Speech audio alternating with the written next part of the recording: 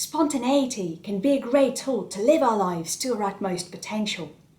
While we grant most authority to our minds, we do not realise that our greatest power might lie beyond the realm of thought and somewhere in the realm of being present in this moment.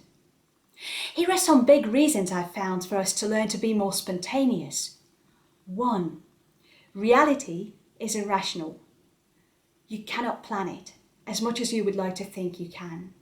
You cannot know for sure how someone will react or how even you yourself might respond to what someone is saying or an unexpected situation in your life. As much as we like to think we can anticipate or predict the exact flow of things, if we look truthfully back at our history, we can say with integrity that we mostly cannot. I realised this truth when I was doing a course for teachers of English where we had to write plans before every lesson, and in each plan we had to anticipate the difficulties we could encounter when actually teaching the lesson.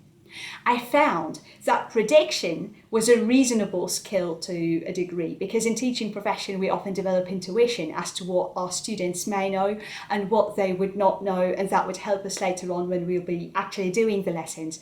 However, most challenges we were presented with as trainees in that course had to do with purely human factors. Some students would not show up. Other students were too excited or too bored with our materials, so we just had to go with the flow and come up with alternative strategies. 2. When we plan, we make expectations.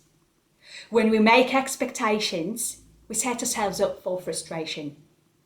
Planning always comes hand in hand with expectations. I have learned that once no expectations are there, we feel fearless and liberated. Opening up to whatever might come your way requires bravery. The fruit this brave, spontaneous approach bears is the muscular relaxation, the feeling of rightness, fulfillment no matter what, as well as treasured acceptance. 3. Stepping off the productivity wheel. We cannot throw ourselves into the present moment and chase the cheese at the same time. We can either do one or the other. The productivity wheel or the rat race is not designed to make you happy. Just learn this. It's not designed to bring you happiness ever. Chasing your goals sets you up for more chasing. It does not bring you fulfillment. It burns you out. We may talk about the reasons for why it's anything but motivation. We can do that in a different video. For now, I just want you to accept this because it's the truth. Chasing goals will never make you happy. 4. I want to convey this one in the words of Byron Katie, the author of a life transformation process called The Work. These words are very powerful, so I just want to read them out for you and start so that you can start carrying them wherever you go. The beginning of quotation. Notice when you're hurt that you're mentally out of your business. If you're not sure, stop and ask, mentally, whose business am I in? There are only 3 kinds of business in this universe: mine, yours, and God's. Whose business is it if an earthquake happens? God's business. Whose business is it if your neighbour down the street has an ugly lawn? Your neighbour's business. Whose business is it if you're angry at your neighbour down the street because he has an ugly lawn? Your business. The end of quotation. When we think or plan, we often impose what we think is right on other people or circumstances, and that is a shortcut to failure. Being in your business is a shortcut to a clear mind and emotional clarity.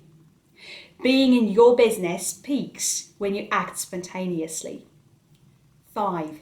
Improved communication. Very recently, I watched a lovely video by Richard Morse titled The Art of Listening, and I really recommend that you watch it too to discover how powerful spontaneous response is when you're having a conversation. In a nutshell, Richard says that when we listen to another person, the best we can do is avoid ruminating over an answer in our mind or try and come up with a clever response. When we listen to another being, it's best that we stay present and to pay our full attention to whatever they say, up to the point where we can let them finish their thought and respond with, whatever that fresh thing is that comes up. I've noticed that way of listening has improved my relationships immensely. To leave you with a question to contemplate, guys, I want to ask you, what stands between yourself and spontaneity? Why might spontaneity be scary? If you choose to act spontaneously, what in you might be threatened? Leave your responses in the chat down below. Share this video with a friend who want to inspire, and pop back for fresh insight.